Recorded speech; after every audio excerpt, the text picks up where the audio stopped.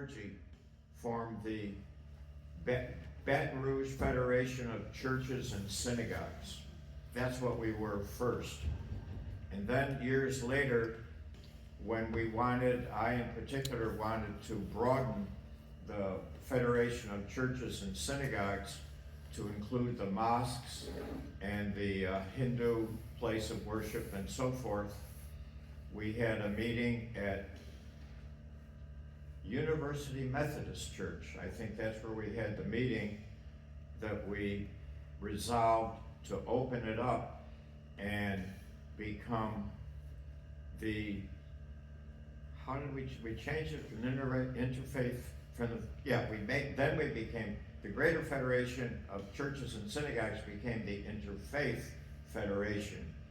And that's how we really broadened the Interfaith Federation. And I in particular wanted to have an Interfaith Federation so that we could have a interfaith prayer breakfast, because with certain governors who don't need to be named, that breakfast had become quite a sectarian, if you will, quite Christian breakfast. And I felt it really needed to be an interfaith prayer breakfast. And we succeeded in doing that. There still is the governor's prayer breakfast, but I believe, I don't know if I've seen a date for a current interfaith prayer breakfast yet. I think it's on September 11th this year. September 11th? I think so. My birthday. Get a birthday cake. There you go. There we go. Birthday party. Yeah. Birthday pancakes. When does this gathering conclude? 6:30. 6:30, okay. So I've got about 45, 50 minutes to cover about 5,000 years. No problem. No problem. I brought some things that I think might be important for us. I think I'd like to start with this book. This is called the Chumash. It is the first 5 books of the Torah: Genesis, Exodus, Leviticus, Numbers, and Deuteronomy. I will pass it around, and you will see I've got some bookmarks already in it. You'll see that each page has Hebrew and the English translation. It's a wonderful study Bible, if you will. It's got commentary, and if you notice the script here, this is the Rashi commentary, medieval commentary, and the script is a little different from the regular Hebrew script because Rashi developed his own kind of shorthand. So when we study, we learn his script as well. But I'll pass this around.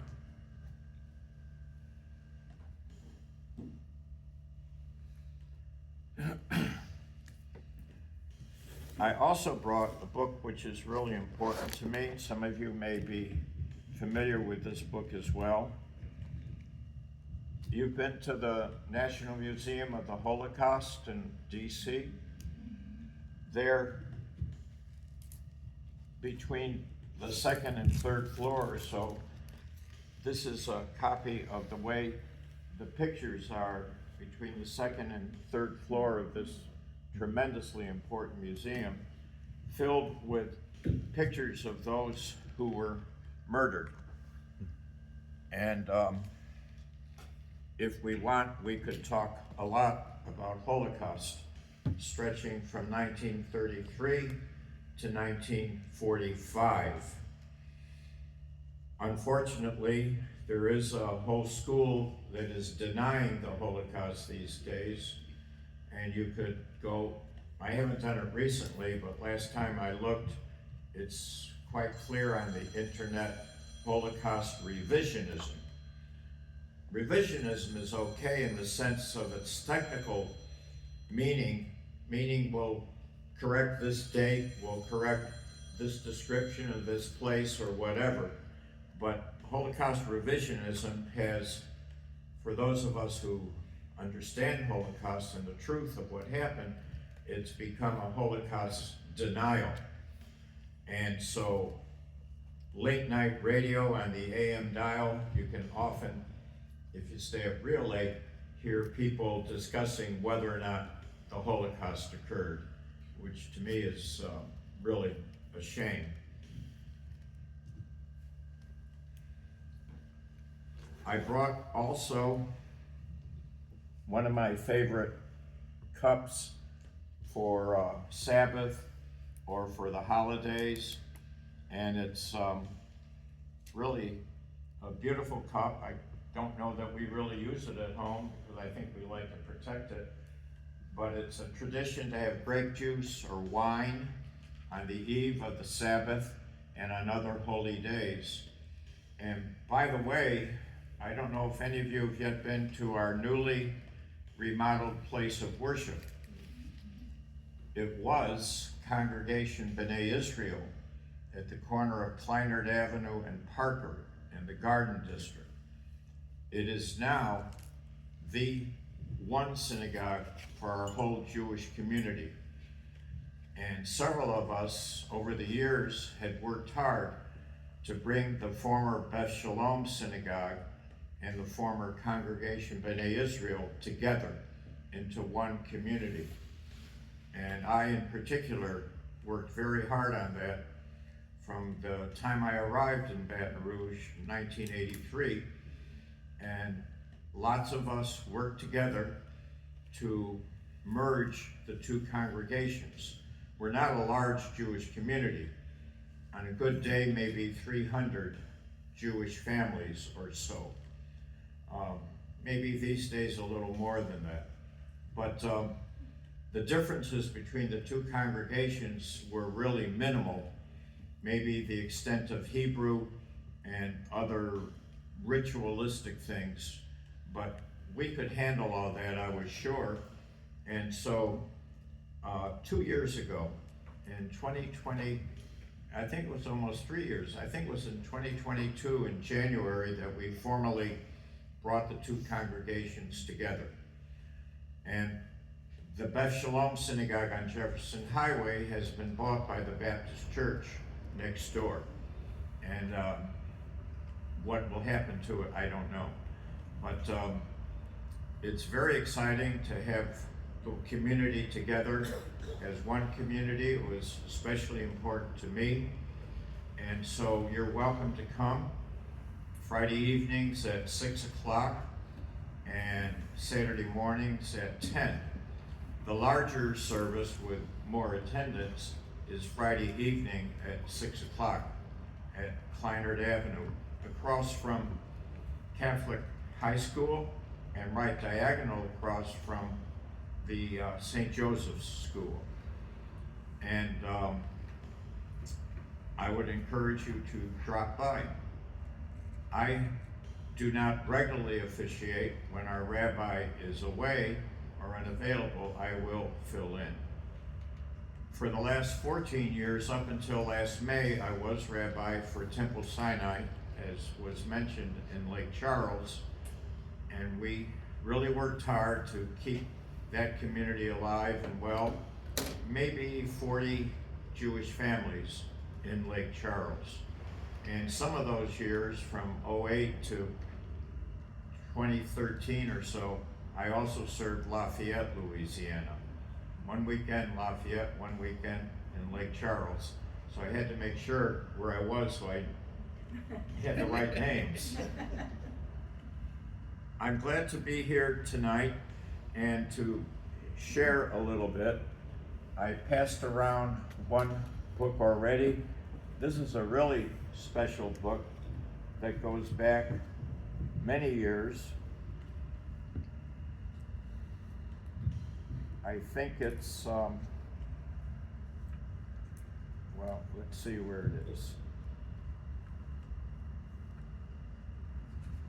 It's from 1894, a very old prayer book.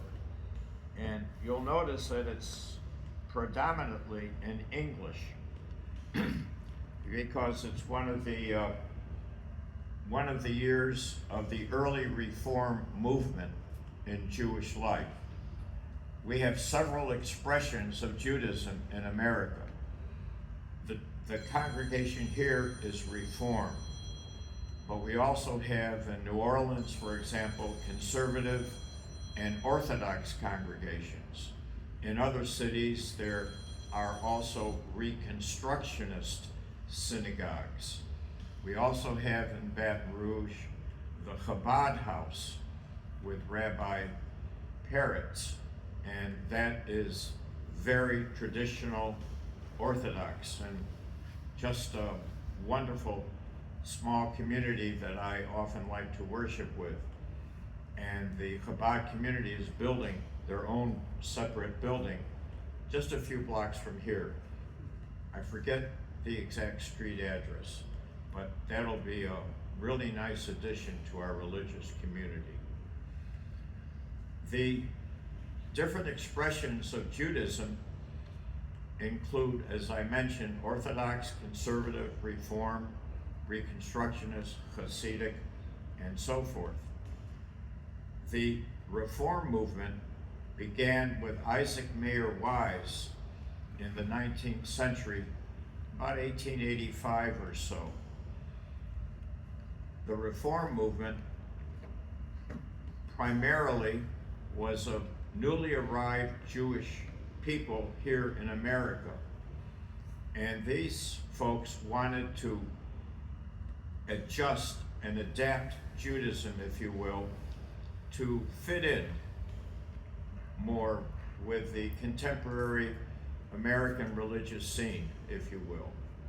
So English, as in the little prayer book that I brought, was predominant as the vernacular, because the origins of Reform in Germany in the 18th century and into the 19th century, the vernacular was used. The feeling was by those early leaders of Reform Judaism that it was important for people to understand the service in their own language.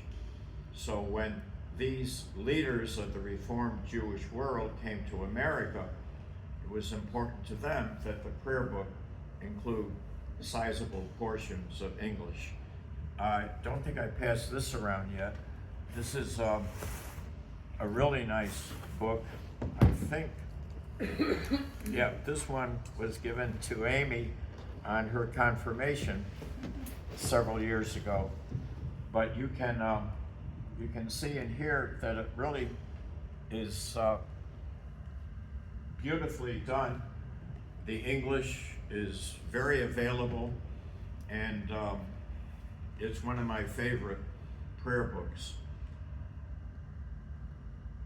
Some Jewish people in America, upon the arrival of the Reformed Jewish leaders from Germany, felt that Reform had gone too far by having the vernacular, by letting go of the skull cap and the prayer shawl, which I will show you in a few minutes.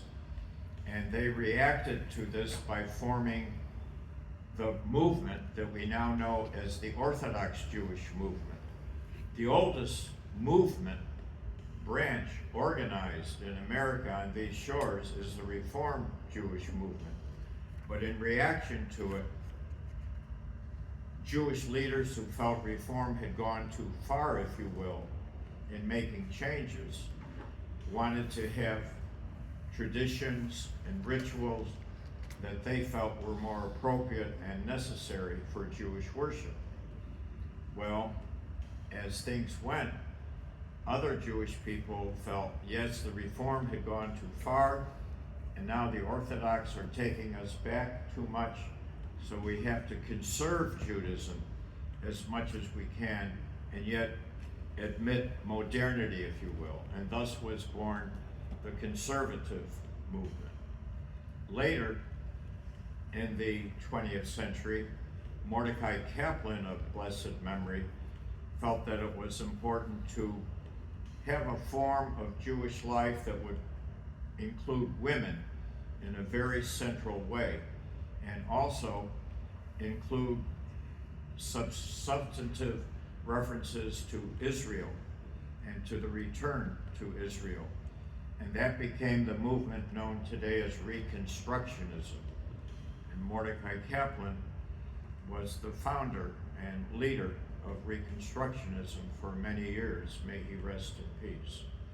So our synagogue here in Baton Rouge is kind of a combination, if you will, because we all are of different minds and different backgrounds, and we bring our backgrounds and our own understandings of worship and so forth to the service experience.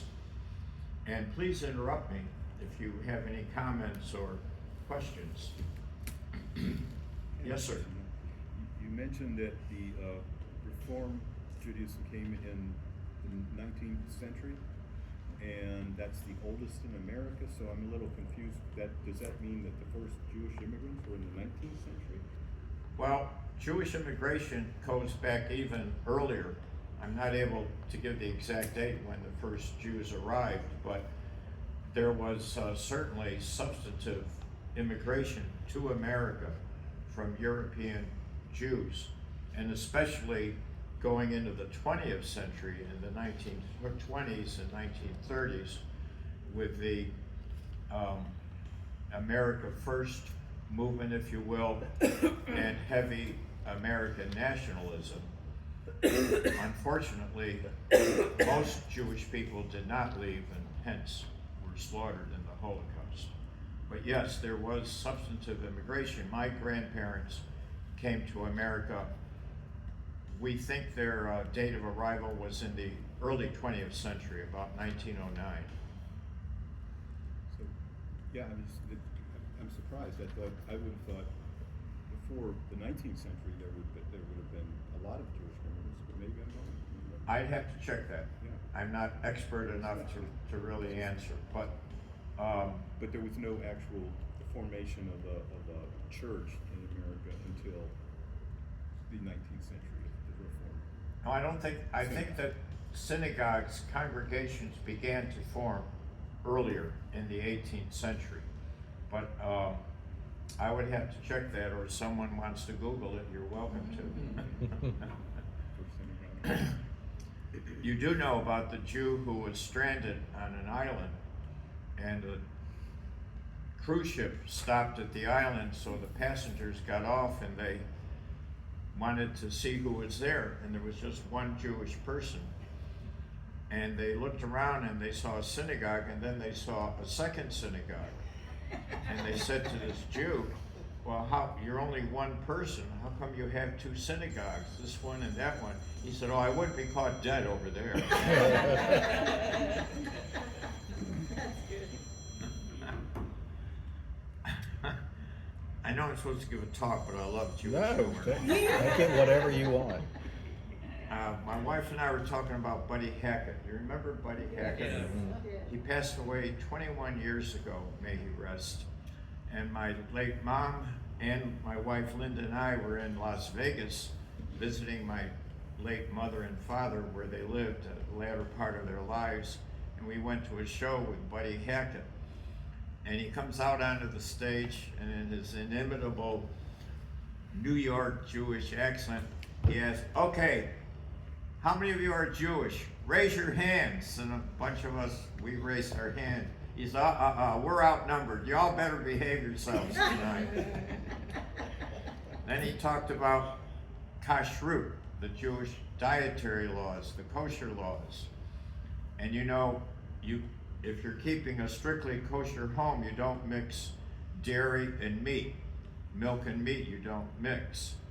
And well, apparently he had mixed up his eating utensils in the traditional way of fixing the utensil that might have been used in the improper way is you take the utensil out into your yard and you bury it. It's an old ritual custom, I'm not sure its origin.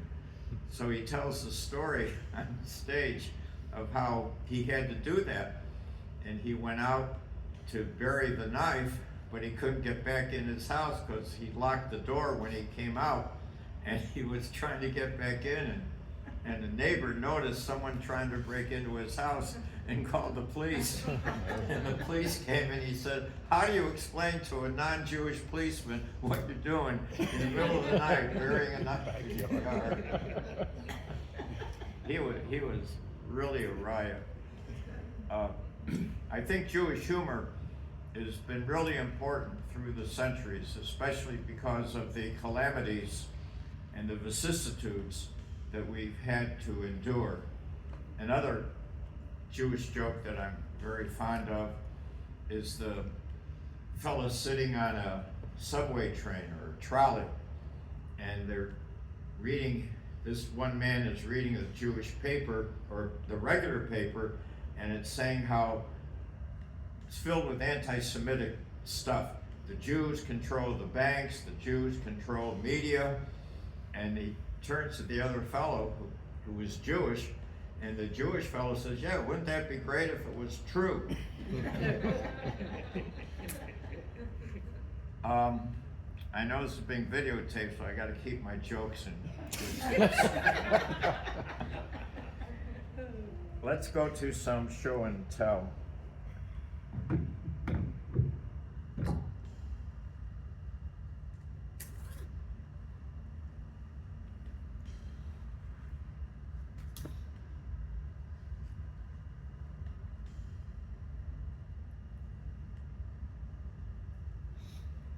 This is a talit, a Jewish prayer shawl. There are dozens of different varieties of Jewish prayer shawls. This is one of my favorites. I did get it in Israel, and I'll show you how we put it on. We first actually hold it like this, and we would kiss it, and here is the blessing right here. But before I go into the blessing itself, I want to point out something. Do any of you know Hebrew? This word here, it says Baruch Atah Adonai Elokeinu.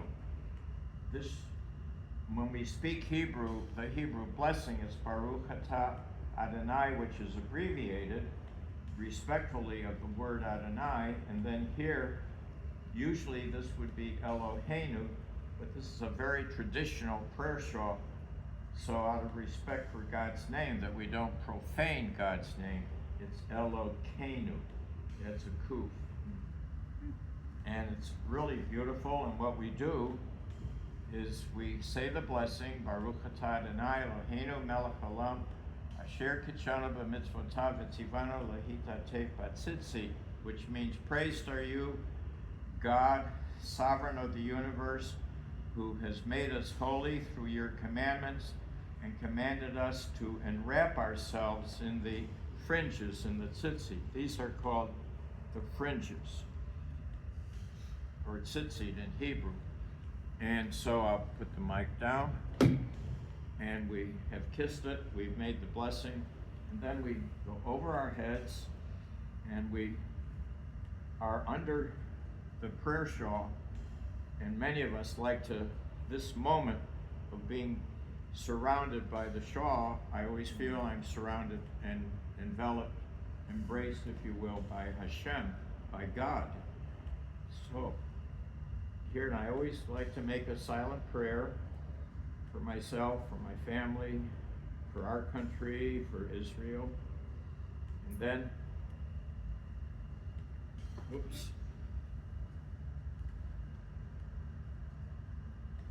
to kind of gather it up. And different people wear the talit or the talis in different manners, but something like this would be the traditional Jewish way of prayer. Originally only for men, and once a boy becomes bar mitzvah, then generally would be the time when he would start wearing a talit. But nowadays, lots of women like to wear a talit as well. Mostly in the morning, not necessarily in the evening. I didn't bring my tefillin. Some of you may be aware of tefillin, also known as phylacteries. This is the strap that is put on the arm and a box that has parchment in it up on your head. And it's done on weekday mornings, not on the Sabbath and not on holy days. The arm, you do it with the arm that is closest to your heart, unless you're left-handed. I'm left-handed. So us lefties, we put the strap over here on our right arm. And the prayers are said before breakfast, before speaking, after going to the bathroom when you get up, but then you're put on these tefillin. And it's a very, very old Jewish ritual and very meaningful. We also have, I have brought, this is a noisemaker for Purim. And on Purim we read the book of Esther.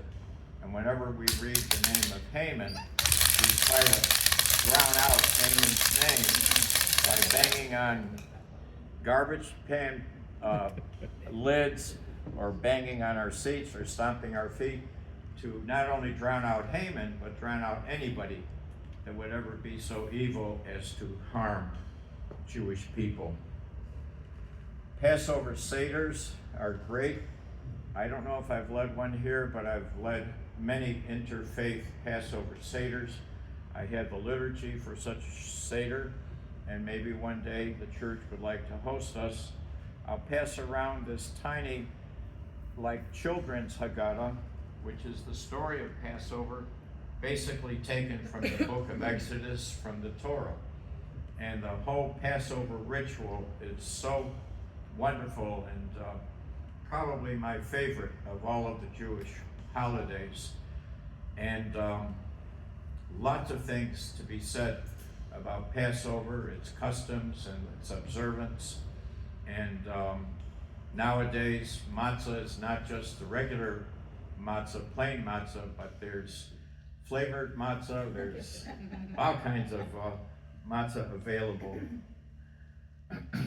This is my favorite kind of yarmulke. I'm always worried this one, like it did, is going to fall off. This is much more comfortable. Here is Hanukkah. I had another menorah that I was packing in my suitcase to bring tonight. It's a Walt Disney menorah with all of the characters, Pluto, Mickey Mouse, and so on. But my wife was upset that I was packing that menorah because she thought I would break it if I showed up to drive here, so I had to leave my Mickey Mouse menorah home, and I figured, all right, she's gonna be difficult, I'll bring a tiny menorah. I've got some. I wish I did. She said the same thing. As I walked out, she said, what are you gonna do? What are you gonna put in there? Little birthday candles. Linda likes to collect menorahs. I'm gonna send you a couple pictures and you could share them with the folks. But Hanukkah's an 8-night holiday, and it's we light one candle on the first night, 2 on the second night, and so forth. It's a magnificent holiday.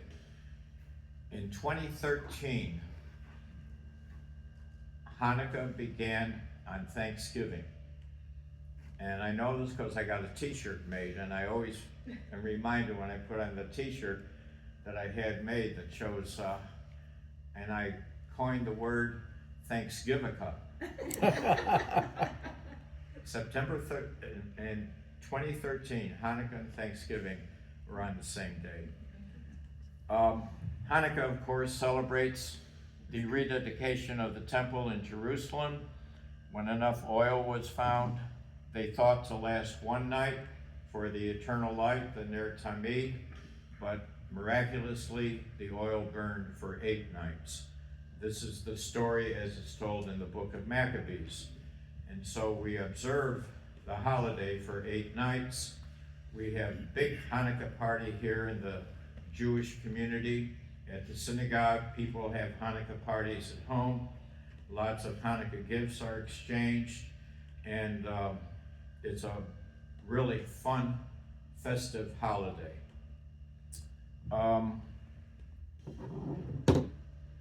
You know what this is? So far. You say so far? Right, shofar. Oh, shofar, okay. I don't do it very well, but I'll try.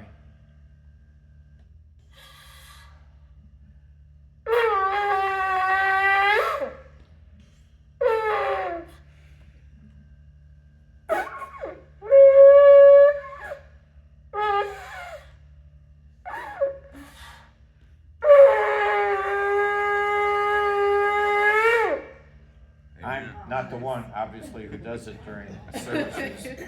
If anybody wants to give it a try, you're welcome to. I'm gonna go ahead. You sound like a trumpet player. Trumpet, Do they right, rattle it around? right. Like that. It's the ram's horn. I got this one in Israel, and it's a really very nice one. And it sounded, of course, on Rosh Hashanah, the Jewish New Year, and at the very end of Yom Kippur, there's a big blast of the shofar. It was also sounded on the new moon to announce the coming of the new moon in the community. So it's a really precious, precious item. Any questions or comments? Gets very quiet. Don't worry. You mentioned that another group was building here in Baton Rouge. Yes, Now, what about them? Where do they fall in the Reform, Conservative, whatever? traditional, Orthodox. And technically, their name is Hasidic. Hasidic meaning extremely righteous.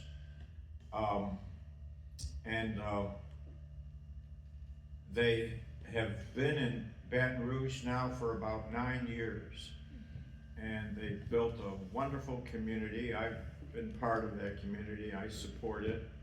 And if you go online, you would go to Chabad, CHABADBR.org. CHABADBR.org. And you'll see their wonderful calendar and their programs and the teachings that the rabbi leads, often with his wife. And it's lovely.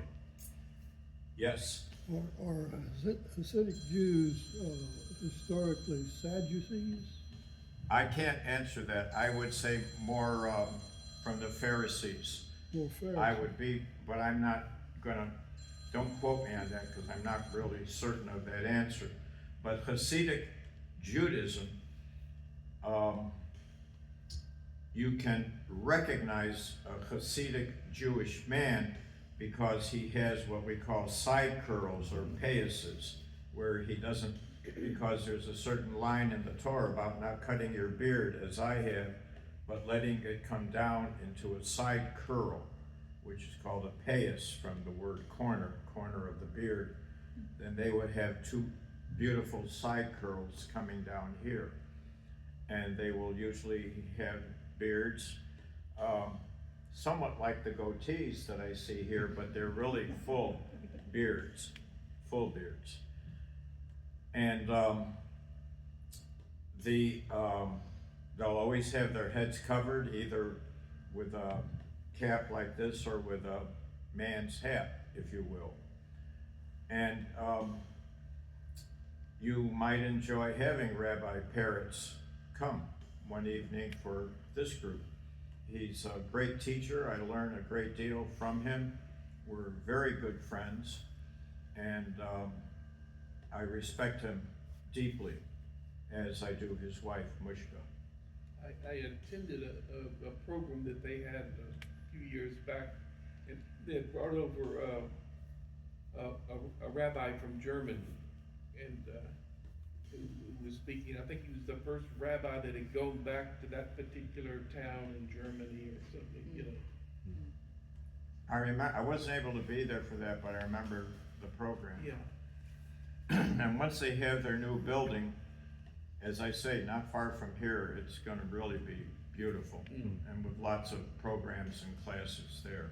Is there Chabad in New Orleans also, or? Yes, yeah, I think it's quite large, actually, in New Orleans. But just go to chabadbr.org, or just Google Chabad, Yeah. and you'll have some interesting stories and readings that will be quite fascinating. What about the I think it's with the Hasidic tradition where a lot of it came over from Poland, Yes, and then, you know, they would have the big hats and things like that. a lot of those, the wardrobe or the manner of dress of Polish Jewish people who were doing well, if you will. That's what the Hasidic garb, if you will, in this country often tries to resemble, because it was a very nice look, the way a Jewish person should look, according to them. Okay. I hope this has been helpful, and I didn't bring a copy of my Jewish encyclopedia. That's something really great. It's now available in a smaller version called the Encyclopedia Judaica, but I have the many volumes of the older Jewish encyclopedia, which came to me from a beloved aunt, sister of my father, and she had it because it came to her from my dad and her father, Jacob Weinstein. So my dad always loved to tell the story of how his father, before the Depression, maybe in the 1920s or so, got the 12 volumes of this magnificent encyclopedia, which is online now, but there's nothing like reading in an encyclopedia volume. There are about 12 volumes, and my father's father wanted it engraved with his name. And each of these volumes has on it Jacob Weinstein, and my dad loves to tell the story of how his father and his mother got in a big fight that Grandpa Jacob was going to spend so much money to get all the volumes engraved. But it's a treasure. And I think, last time I was at our synagogue on Kleinert, I think there's a copy there in our library. I think I saw the Jewish encyclopedia there, and you're welcome to go into the synagogue during the day. I think the doors are open between 9:30 or 10 a.m. till about 4 p.m. Well, thank you very much. It's been great to be here. Yes, sir. Yeah, I looked up, the oldest synagogue supposedly is Toro in Rhode Island. 1763, the only one from the colonial area, but there's another one, in South Carolina that claims to be founded in 1749. It's Congregation Kahal Kodesh Beth Elohim. I'm sure I'm getting pronounced. Now you're doing fine. Your Hebrew is good. But I mean, that's impressive. I mean, you know, I was close, and I think I said 18th century or so. And yes, they're very historic. I should have remembered the names. Well, one of them, it's a national park. Really. Thank you. Could I Yes. ask one more question? Certainly. I think there are about 200,000 Messianic Jews in the world. And what I'm wondering is, does the majority of them believe that Jesus was the king promised to Israel and that he will return for glory, or are they mostly Christian? The question goes to Messianic Judaism. Were some of you present here in Baton Rouge a few years back when we had a Messianic Jewish person here in the community? I was at his presentation where was that presentation? I think it was in a church. I'm not sure it was at LSU.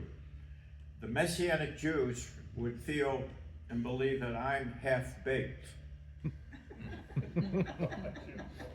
I'm not fully Jewish till I accept Jesus as my Messiah. They feel that they're the real Jews. They're the authentic Jews who accept Jesus as Messiah. They don't fit into normative Judaism. They are not recognized by our official movements and so forth. I'd be happy to have a friendship with one of them. I don't know how many there might be in Baton Rouge. Maybe there's one here in the room. But they claim that to be fully Jewish, it's important to accept Jesus. And normative Judaism has never felt that way and never will. We believe that the Messiah is yet to come. And looking for that prayer book, the white one. The words of our liturgy represent very well what the Messianic age will be like, if you will.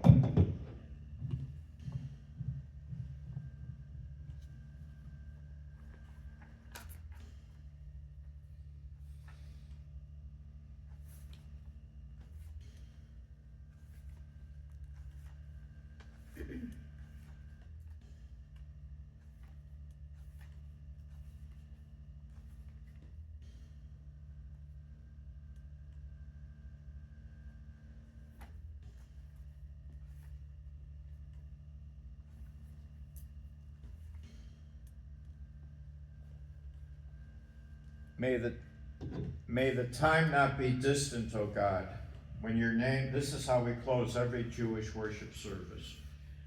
May the time not be distant, O God, when your name shall be worshipped in all the earth, when unbelief shall disappear and error be no more. Fervently we pray that the day may come when all shall turn to you in love, when corruption and evil shall give way to integrity and goodness, when superstition shall no longer enslave the mind nor idolatry blind the eye, when all who dwell on earth shall know that you alone are God. O may all created in your image become one in spirit and one in friendship, forever united in your service. Then shall your kingdom be established on earth, and the word of your prophet fulfilled, the quote, the Lord will reign forever and ever. Bayom hahu yihya Adonai echad u'shmo echad. On that day the Lord shall be one, and his name shall be one. That, for us, is the Messianic age, when everybody will be good. It doesn't say, may the day come quick when everyone will be Jewish. I think that'd be a little much to endure. It just says, when everyone, corruption and evil shall give way, and when all shall turn to you in love. And that's how we end our, either those words or words very similar, how we end every Jewish worship service. That's, for us, the Messianic age. Yes. Randy Gurry, Yeah, hi again. good to see you. I still have your candelabra, by the way. Oh, that's where it is. That's But where it is. I promise His I am wife's bringing gonna it. come after you. I am bringing it. When you did, for several years, you joined us for our Christmas celebration on campus, the tree lighting, to have a portion of that program. What kind, I know some of the folks, Felix and Lynn Weil, who are in your congregation, and a number of other people, Harvey and Betty Schwartzberg, but did you get any negative response from folks in your congregation for participating in that? Because it was meaningful for a lot of people. The people there who had never really been in a temple or experienced any kind of a Jewish event, wedding, funeral, or otherwise, it was quite eye-opening to them. Yeah, I missed those occasions. Well, I didn't get any critique, none at all. I They usually stopped having them, got unfortunately. got thanked immensely by those who came to the ceremony or later who heard about it. Yeah, no, not any critique at all. Rabbi, at the beginning, whenever you showed us the first book, which was a collection of the 5 books, and you gave the Hebrew name, but is that the same as the Pentateuch? Yes. Okay. Chumash is from the word chamesh, which means 5. And so the traditional name of this kind of book, and there are many different editions, of course, is that it's a Chumash, Okay. meaning 5. Okay. Genesis, Exodus, Leviticus, Yeah. Numbers, and Deuteronomy. When a young person has bar mitzvah, is it bat mitzvah? Yes. What scripture is it that they say?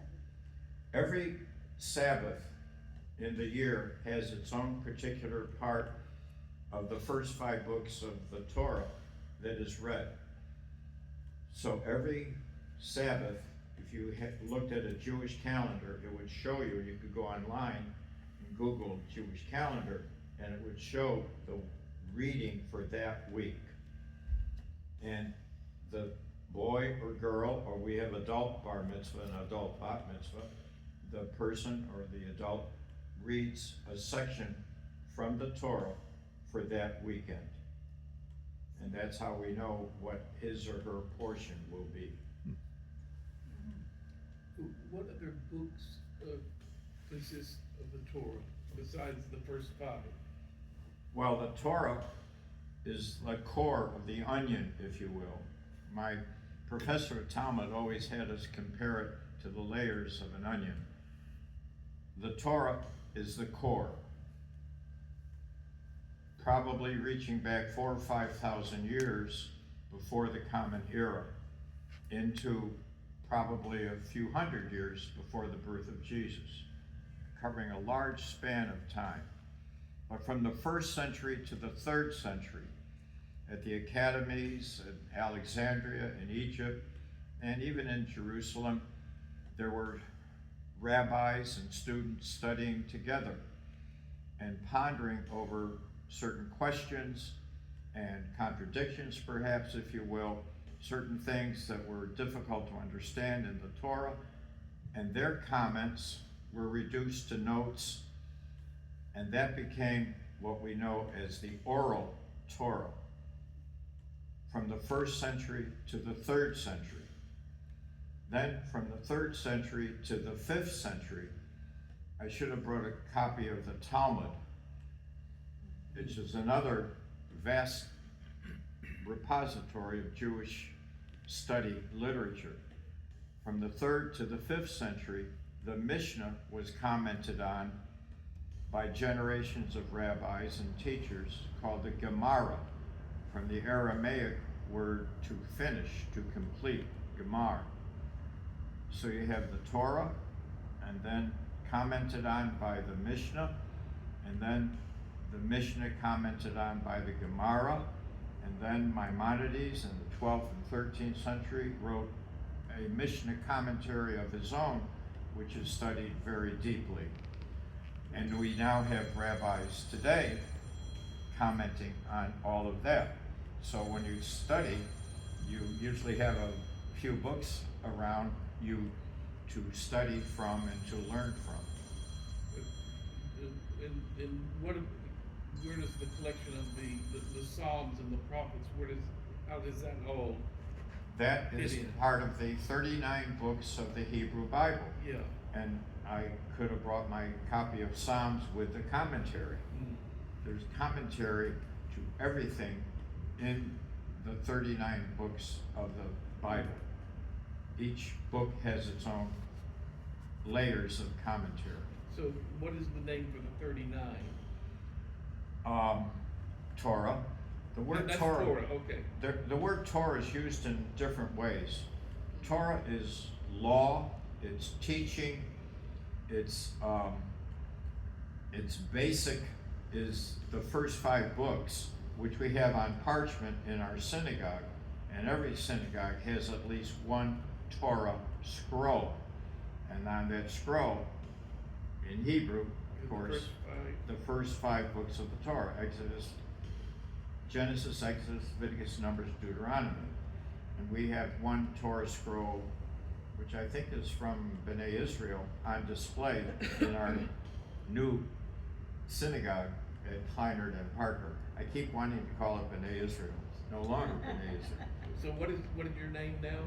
Of the- Our synagogue is called the Unified, I do it from the abbreviation, the acronym, UJCBR, Unified Jewish Congregation of Baton Rouge. Oh, okay. UJCBR. Go to ujcbr.org maybe, and you can read more about us. There's a word, Tanakh. What is that? I'm sorry? Tanakh? Tanakh.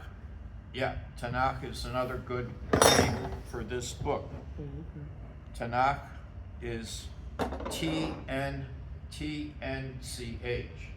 A Tav, a Nun, and a Chaf. T for Torah. N for Nevi'im. Nevi'im means prophet. And the Cha, it's really a Ka, but in the acronym it becomes a CH, Tanakh. The Ka is Ketuvim, which That's means books. writings. Writing, yeah. Lichtov is to write. Would you like to hear a little Hebrew spoken, conversational Hebrew? Yes. אני שמח מאוד להיות כאן איתכם הערב. להיות כאן בבית כנסת, בכנסייה זו.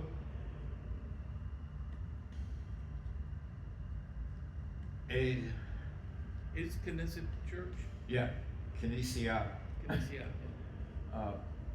מאוד טוב בשבילי, מפני אני יהודי ואתם לא יהודיים, אבל כולנו בני אלוהים. What I said was, it's my pleasure to be here tonight, to be with you. I'm the only Jewish person here, but all of us are children of God. Amen. Thanks so much for having me. Thank you. And I hope I'll see you one day at synagogue too. Yes. God bless.